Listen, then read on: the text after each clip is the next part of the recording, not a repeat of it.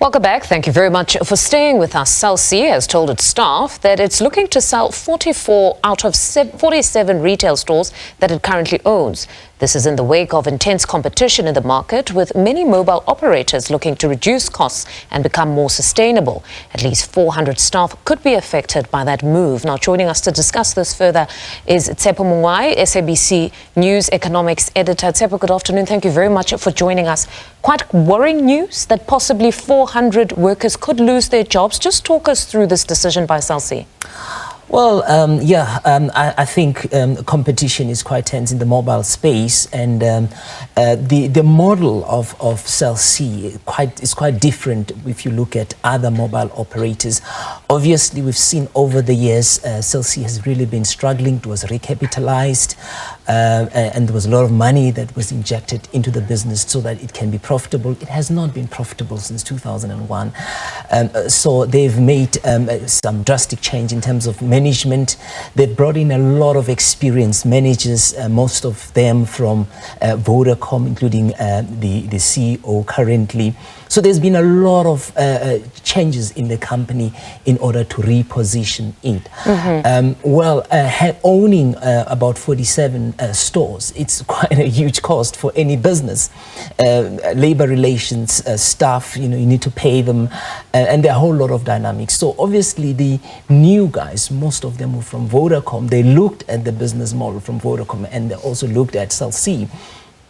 And you can actually see there's a bit of influence there. So they are going to get rid of those about 44 stores, and they're going to franchise them. So they're going to Which is quite interesting. Independent stores. But the concern, of course, is the workers who were initially employed directly by SABC. They're not sure about their future, given that once you have those stores under a franchise, they're going to be owned by an individual, not a Is there a clause business. perhaps that if they're getting the franchise, they should absorb some of the staff? Well, from our sources, what we could actually establish is that the SABC will ensure that at least those new franchisees will keep the staff for a period of a year. Before they can actually start restructuring. But we know that under such arrangement, where a new owner comes in, he's got a lot of overheads. He probably has a debt that he had to take in order to acquire the store. So he really has to try to bring down the cost as much as possible.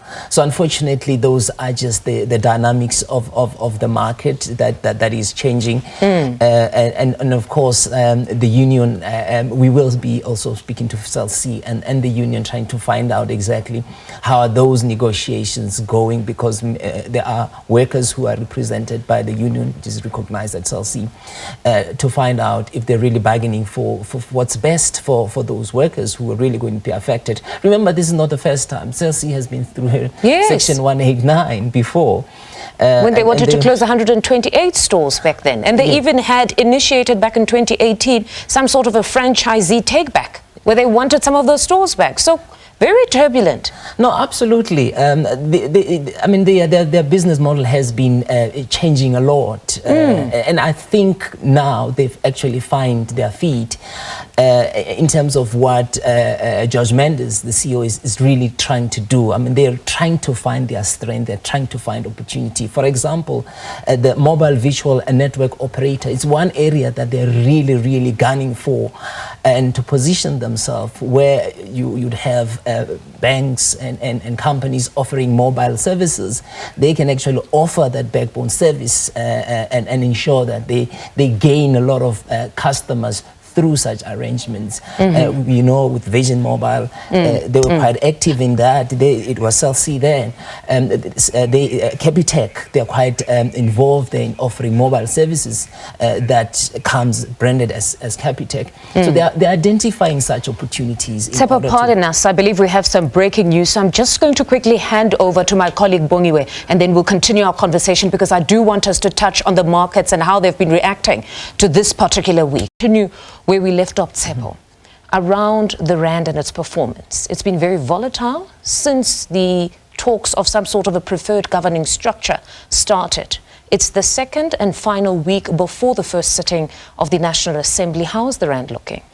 Well, I must say we've seen some strength coming through in the local currency from last week, and that, in a way, most dealers actually indicating that perhaps the market is starting to get some sense of the talks and make sense of it, and perhaps that whatever was nerving the market, it's not something that they should be concerned about.